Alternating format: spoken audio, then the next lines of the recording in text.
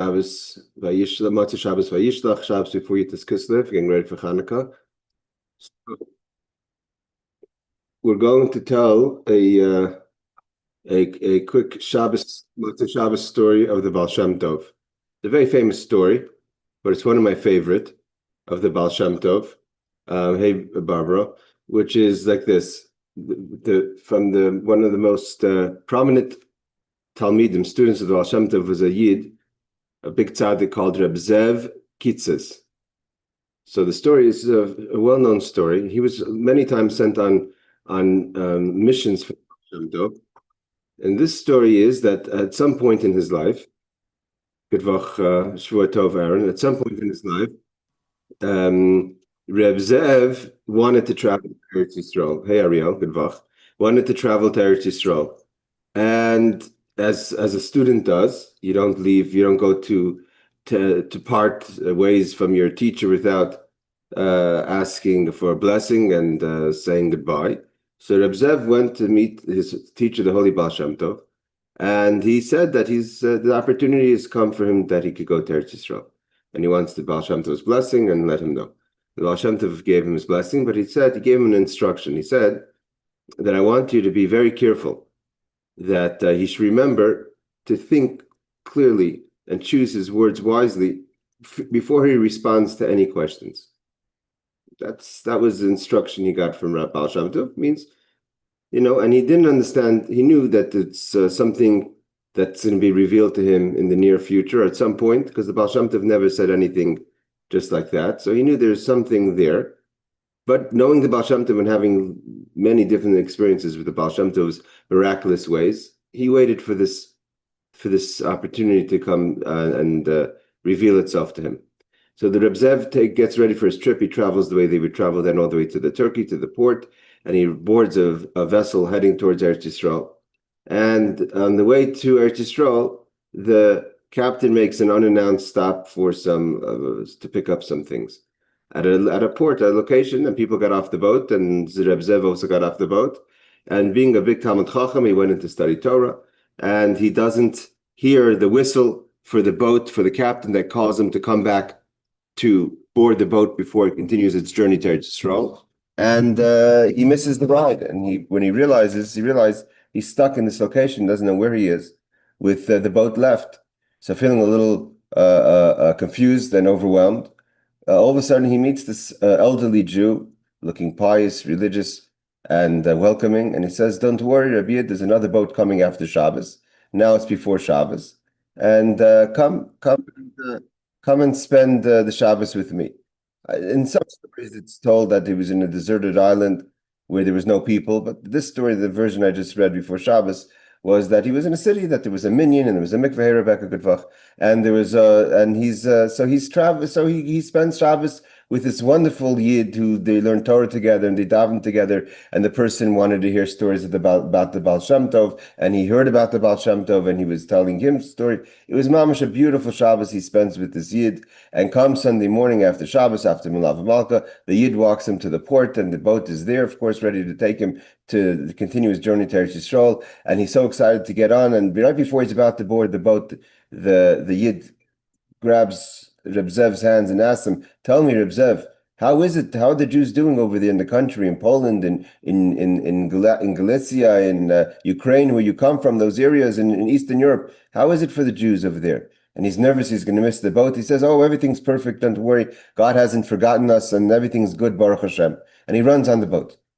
And as he's traveling, he realizes, one second, the Baal Shem Tov told him to answer any question he gets carefully and choose his words wisely.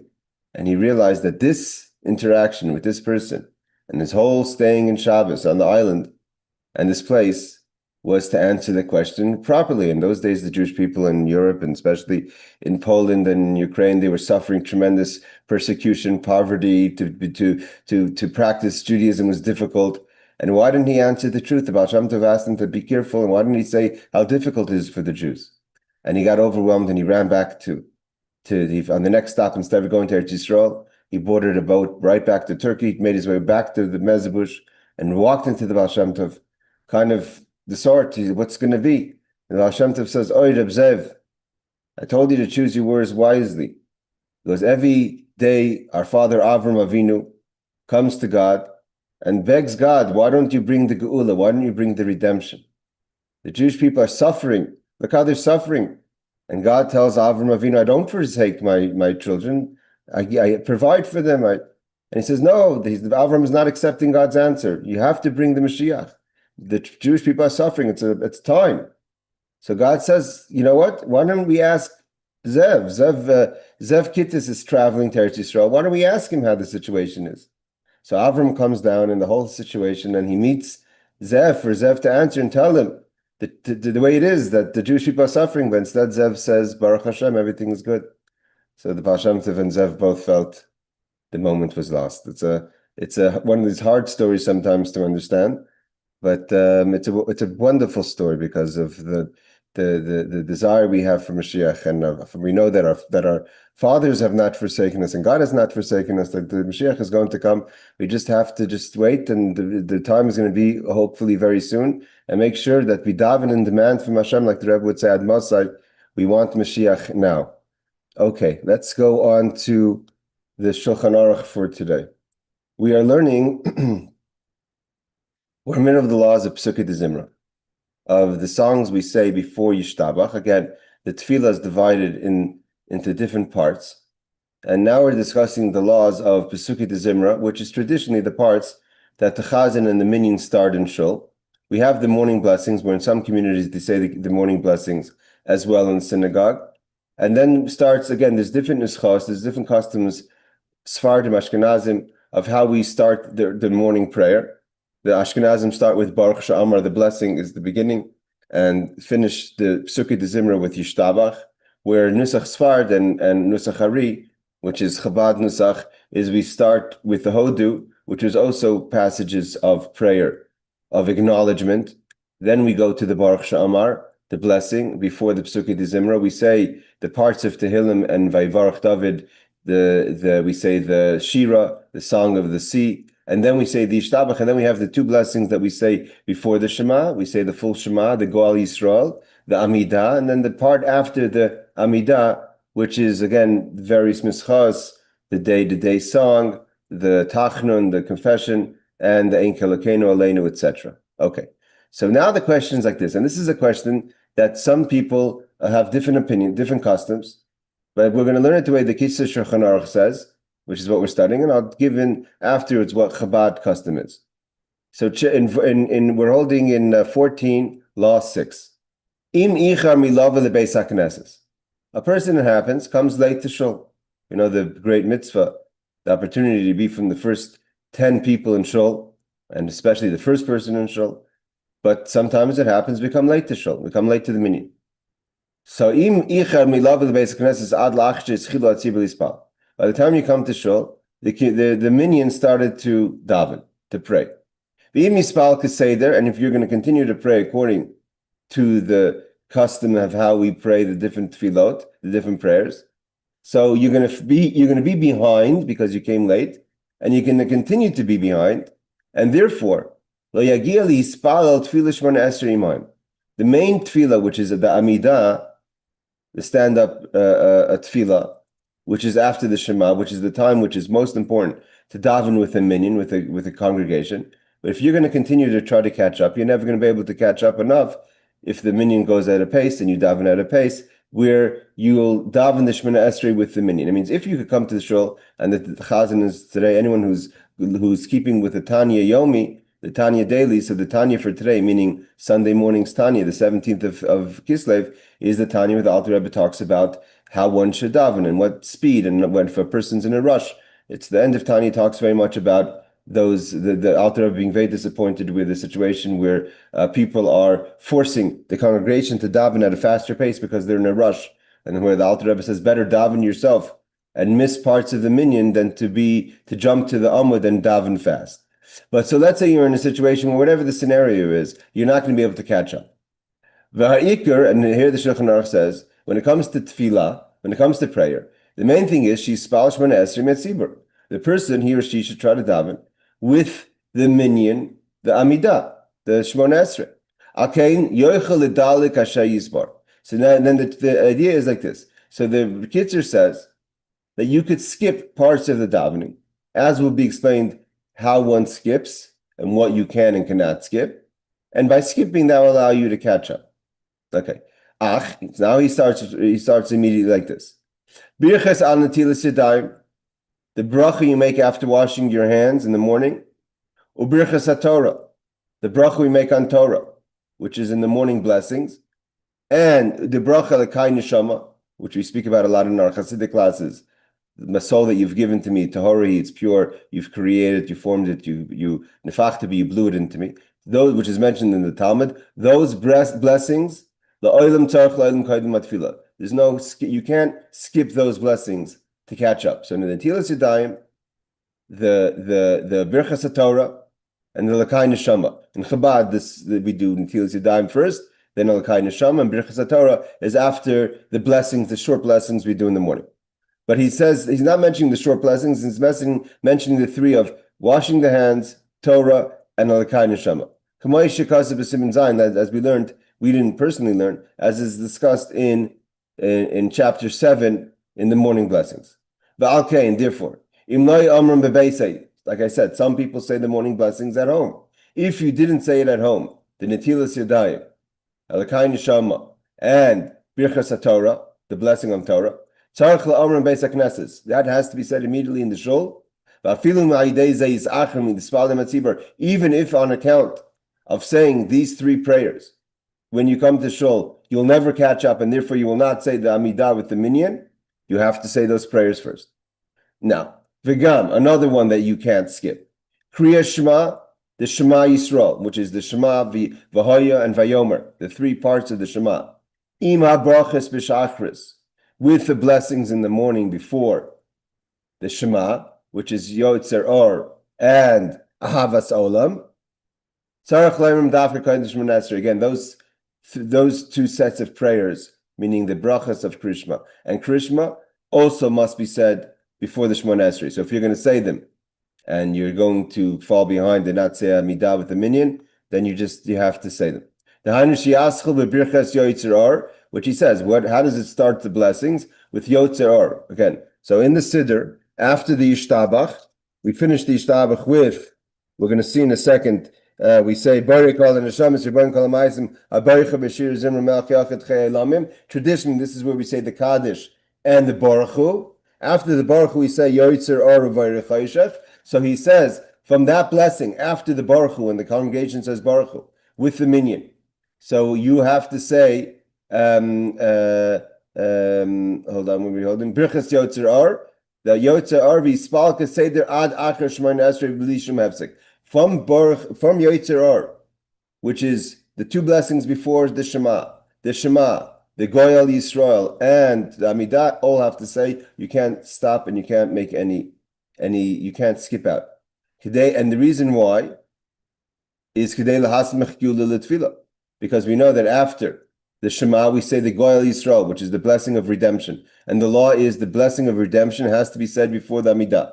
That's the idea, Geula L'Tfilah. Again, it's connected to this week's Parshas, the idea of Yosef and Yehuda, Geula to Tfilah. That's when Yosef meets Yehuda, is the concept of redemption meeting prayer.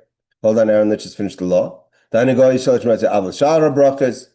the other blessings, like the other morning blessings, for Kol Seidi Pesukei D'zimrah, and all the songs, aside for washing of the hands, blessing on the Torah, and the L'kai Neshama, all that, B'li Birchas Baruch She'amar and Yishtabach, you could skip it and say it later, after the tefillah. Now he's going to say, he says in the last line over here, if in the case, so as you come into shul, and you could catch up with the minyan, let's say the minyan is holding Baruch Hu. So you say quickly, Netilas Yadayim, Birchas HaTorah, and L'kai Neshama. You start with Yotzer Or, which is the blessings we say after the Baruch Hu. The two blessings before Shema, you continue. After davening, you don't not say the parts of davening. You say it, but without the minyan, by yourself. But you do not say the Baruch She'amar and the Yishtabach. The Baruch She'amar, the blessing before Pesukei D'zimrah, and the blessing after Pesukei D'zimrah, which is Yishtabach, that must be said in its proper time. If you don't, you say the tefillot themselves, the prayers, the praises themselves, which are different various parts of the Torah and tefillah and Tehillim, but you say it after the davening, so you could daven with the minyan. Yes, Aaron. I heard, and maybe I'm wrong, that if you're late at a certain time, but you want to say with the minion Amida, you could say it twice. And for the parts you missed, instead of saying those parts, you just say Amida twice. I'm not familiar with that. I don't. That's not. He doesn't make that suggestion here in the Kitzur Shulchan So Aruch. I might be hearing it wrong. So that's why I'm questioning you. The daven the midah twice as opposed to saying the Pesukei D'zimrah. Something like that. And I don't. I never heard that. Maybe the people find it in the footnotes. I have not heard that. It Well, doesn't make. maybe I'm just wrong. It doesn't make sense because it's like eating steak twice as opposed to having your salad first. It's tefillah. I mean, not to compare to the Havdalah, I'm saying the idea of the Pesukei D'zimrah is you're building up towards the prayer. Doubling down on the midah would have no point. You double down the midah if you forget a tefillah. That's something else. Meaning to say, if let's say you woke up in the morning and you forgot to daven Ma'ariv, so then you could say tefillah twice. Okay, But so that's maybe what I heard. I'm misinterpreting it. that's possible. So I'm questioning you. So you want to. There's no such thing that I know of. Again, we will learn about saying the Amidah twice, but that's in a case where you've missed a prayer, meaning you missed the morning prayer, so you could do the afternoon Okay. twice. You missed the afternoon, but to make up for the Pesukei D'zimrah, I've never heard any of that, and it doesn't make sense also. Okay, let's see the footnotes. He says on footnote number 8, Shemoneh Esrei along with them, and whereas the main objective is, meaning he says, in other words, Tefillah B'tzibur, congregational prayer, is the Shemoneh Esrei. So where's the main part you have to daven with the congregation is the Amidah. So therefore, that's the point that we're making all these questions to try to figure out how to say the Amidah with a minyan. So you could skip only certain parts of the Tefillah to help you catch up to the minyan. He says like this. You may therefore omit parts of the Pesukei D'zimrah, as will soon be explained. Footnote number 9. If saying Pesukei D'zimrah will cause you to miss the proper time for Kriya Shema, see chapter 17.1, then you should certainly omit Pesukei D'zimrah, author's note, Eshkol 1955. Meaning the question is like this. There's another law that's separate from the tefillah, which is the biblical obligation to say the Shema every day. And the Shema, we know there's a Zman. The Shema has to say before Sof Zman Krishma. So if you come into Shul, and the question is that if you don't say Shema now, you're going to say Shema after the time, and you check the calendar because it changes with the seasons, meaning the winter, summer. So there's the time, let's say, I think now in Eretz Yisrael, the Sof Zman Krishma is about 8:30 in the morning. So if you come into Shul and it's almost 8:30, and if you're going to daven the Pesukei D'zimrah, you're going to miss this Zman Krishma. So here I'm just quoting what it says in the Kitzur, that if saying Pesukei D'zimrah will cause you to miss the proper time for Kriya Shema, the Shema Yisrael, when you say the Shema, so then you should certainly omit Pesukei D'zimrah and say the Shema. Those who daven late will have the custom to say Shema before davening. There's the idea of putting on tefillin in the morning and saying Shema. If you're a man, to be separately, so you say Shema B'zmanoi.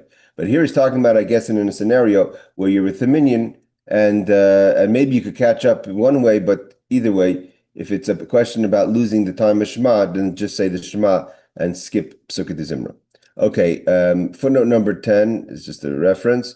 11 is talking about that. Therefore, if you do not say them at home, you must say them in the synagogue. We're talking about the 3 prayers of washing your hands, the prayer on Torah, right? You can't learn Torah until you make a bracha on Torah, and the L'kei Neshama.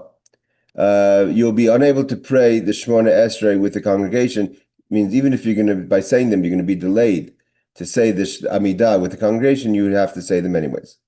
Also, Kriya Shema with the brachas, which means beginning from Baruch Atah Hashem, Elokeinu Melech Ha'olam Yotzer Or. Some printing mistake here, but in the layout is wrong. But the Yotzer Or until after Shemoneh Esrei has to be said in sequence, and therefore you can't skip to get ahead to catch up with the minyan. Yes, Rebecca. I think you just mentioned Berchos HaTorah or Berchos HaShachar or something. So, what happens if, like, I don't know. You have like usually you say Birkos HaShachar before you eat anything, and you just had like a really crazy morning, and you can't remember if you said it or not, and if you said Birchas Torah. So then do you say it again or do you not? In general, the idea of suffix brachas lahakal, if you don't remember, it's lahakal. But the question is, on what brachas are we talking about? And if you're talking about brachas Torah, I have to check on the brachas Torah. But mostly in the times if you have a suffix of doubt, if you made a bracha or not, if it means you're not. It's not a question of if you should say it on time or not, but a question of you can't remember if you said it or not. So if it's something biblical like the brachas hamazon is one thing. You have certain things that are biblical. So the rule in general is that when you have a suffix a doubt of something midaraisa, of something that's biblical, so then you have to be stringent. Then you say it again. If you have a suffix in something that is rabbinic, so then we're lehekel, we're makel. Most brachas are rabbinic, so you don't have to repeat it. Yeah, but what about for like the Birchos HaTorah? Because if you're gonna learn Torah or teach Torah the rest of the day, you're not supposed to do that unless you said those brachos. Yeah, so let's see. I don't want to quote without just checking again. Okay. Chapter number 7. I think he quoted chapter number 7. He says like this.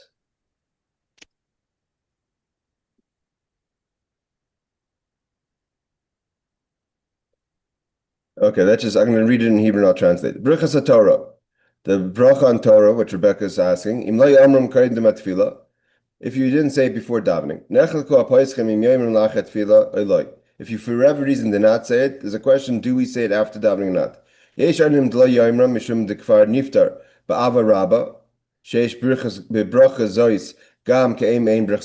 here's the answer to your question. That because in Avas Olam, which is a part the blessing we say before Shema, also discusses question Torah, so that could fill the need of saying a bracha on Torah.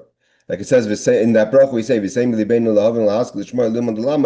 are words about blessing Hashem for giving us the Torah. And those who say that by saying the Avas Olam, which is this bracha right before the Shema, does not obligate it's not considered as if the person, he or she, has made the blessing on Torah. A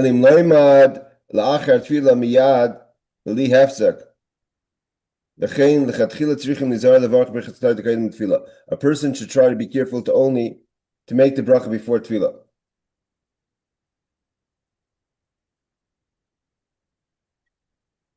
He says the only way that the Avos Olam would help, according to the second opinion, is if you learned right after davening, because it's kind of then you could connect it to the learning. But if not, it's not enough of its own bracha to be considered the bracha on Torah.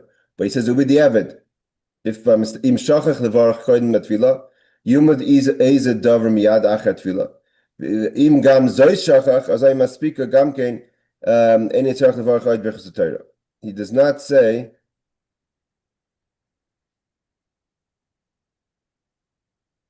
In the case that you're saying you forgot, you don't know. You asked the question if you don't know. If you haven't said Birchas HaTorah, then you could either say Avos Olam or you could learn something and say a bracha on it.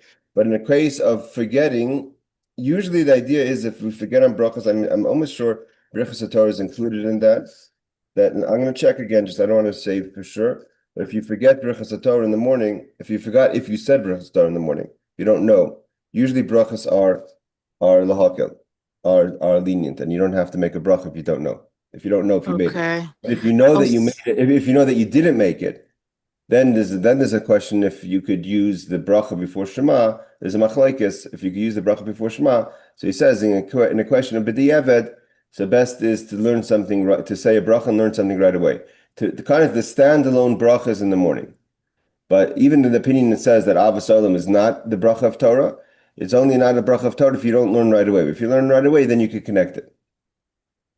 Okay, another thing is that before work, like on work days, I don't always have time to daven like before work. So like that's Havas Olam is not an option. Like if I have clients back to back all day and I don't have time to daven until Mincha. So I'm just wondering if I'm supposed to repeat the Birchos HaTorah. No. If you wake up in the morning and you make the brachas in the morning, you made brachas of Torah.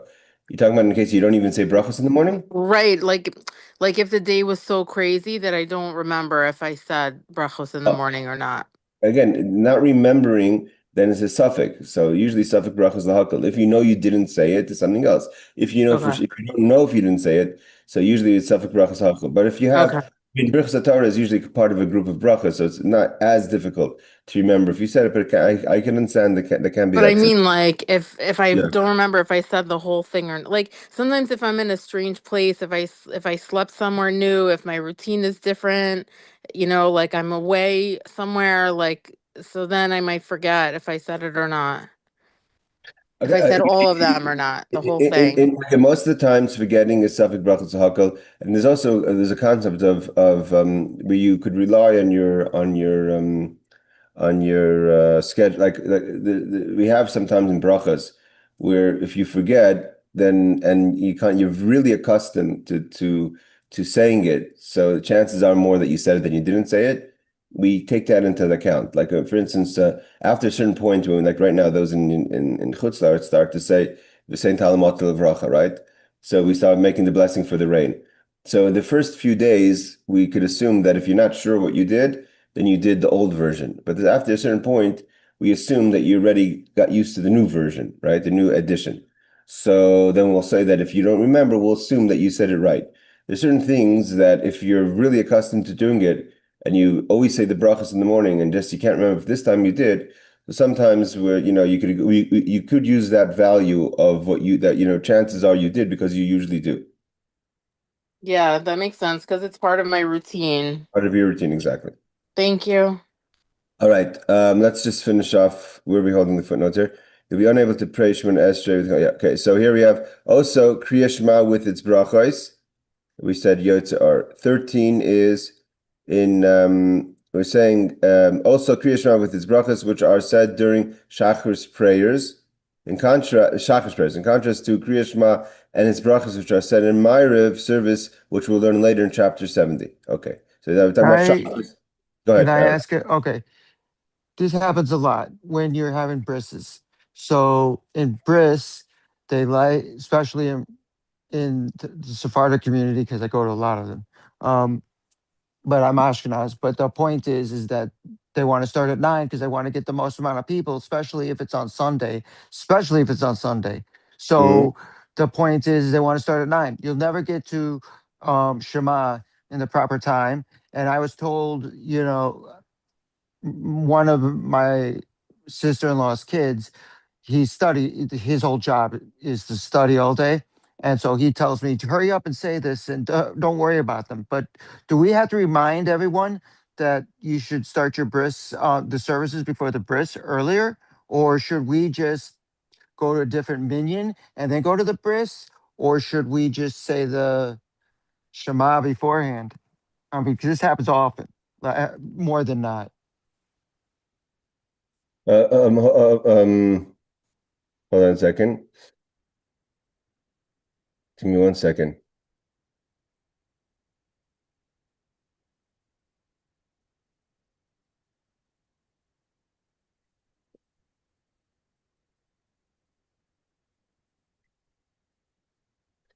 Um, First of all, let's say there are certain minyanim that daven always late. In Chabad, the Rebbe used to come down at 10 o'clock, which was after most of the times of Kriya Shema. So you're supposed to say the Kriya Shema separately before the davening. Some people have the custom to say, because there's a concept of saying Shema and Tefillin, it's a whole discussion if they put on Tefillin in the morning, to a separate pair of Tefillin to say Shema with Tefillin. But if you know for sure you're going to be part of a minyan that's saying Shema late, meaning after it's Zman, so you should say Shema separately before davening. And what's your question? Your question is if you come into synagogue, you forgot to say Shema, so say Shema. No, there's no forgetting. You know you have to say it, So but you say know, this. So let's say you check the time is 8:30. Let's say 8:30 is the end of the time, right? So you make yeah. sure you say Shema before 8:30, and then you daven and you're saying Shema a second time with the tefillah. Okay, but should we remind the people who are having the bris to do it The, earlier, or well, just let them do it I mean, late? as much as you feel comfortable reminding people about any mitzvahs, but there is the concept people have, and you walk into any shul today with the screens or any kind of thing, most shuls today will have a sign that says Safsman Krishma. And there's the people who announce this. I go to shul where today, right now, because of the Zman being around 8:30, that there's a lot of times announcements. Don't forget Safsman Krishma is about 8:30.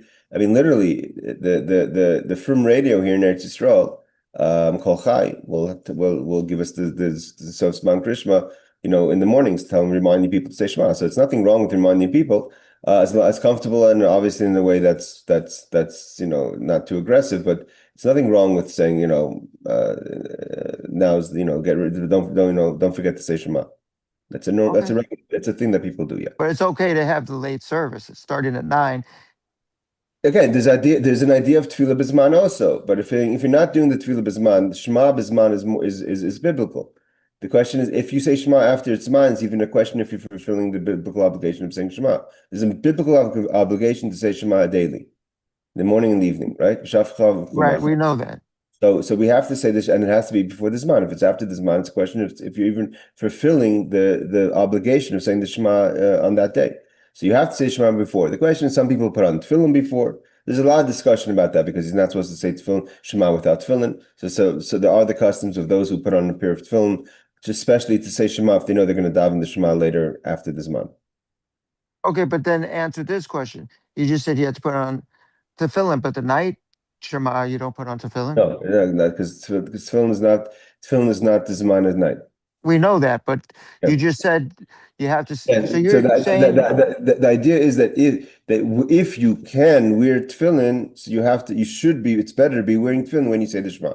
But if it's not the time to wear tefillin, that's not a problem. But could you also said a second pair of tefillin? I only have one pair. So No, I'm saying so. Some people have a special, because the reason why they have the separate pairs, so to be able to they want to make a blessing a second time when they put on the tefillin before davening. But that's another discussion that I don't want to get into details now about if one should put on tefillin to say Shema but the Zman better than saying tefillin without, because there's an idea that if a person in the Shema we talk about tefillin. So if it's the time of tefillin now, so you should be wearing tefillin when you say Shema because the Shema is talking about tefillin. But the Rebbe has many talks about this. There's many discussions about this obligation of if you should be wearing the tefillin, if not. Again, there is the concept of davening b'zman, the proper time of davening, and that's like, for instance, the people who daven with nates. It's not just that they like to wake up early. There's a concept of davening with the rising of the sun. It's a mitzvah. Not everyone does it. Not everyone's able to do it. There's not always you live in a place where there's a minyan of nets. It's not always the way people do it. There's an idea people want to learn certain things before davening. In Chabad, we like to learn Chassidus before davening, and then that's regular. Again, but there's different ways of doing it. But Shema before in its man is biblical. Before it's man, before the end of the time. Okay. All right. Now he says over here. However, the rest of the brachas, meaning when the brachas hashachar, that could be skipped. The rest of the order, i.e. karbanos, we say also the sacrifices, could all be skipped if you want to keep to the minyan. And omitting Baruch She'amar and Yishtabach. So he says over here, since you are saying Pesukei D'zimrah out of order, you must omit the pre and after bracha. So this is just one thing that's important before we finish the class. We're finishing here, is that if you are one of those of the custom, again, Chabad's custom is we do not skip. Even if you come to minyan, that if you would skip, you would catch up. It's not our minhag to skip ahead. You have to either try to make it to the minyan, or for whatever reason you didn't make it on time to the minyan, you answer them as much as you can with the minyan. Listen to Baruch Hu, listen to Kedusha, Moedim, if there's Brechat Kohanim, all that. But we don't skip ahead. Others do skip ahead. If you do skip ahead, you have to know what parts you can skip and what parts you cannot skip. But one thing he says clearly, if you skip out the Pesukei D'zimrah, and in the next law 7, we're going to go into if you have a time for a little bit, what comes first and what comes second. But if you're saying the Pesukei D'zimrah after davening, you do not say Baruch She'amar and you do not say Yishtabach. Those two blessings are only said before and after Pesukei D'zimrah if they're said in their proper time. All right, that finishes tonight's class. If there's no more questions, then Laila Tov and Shavua Tov. Thank you,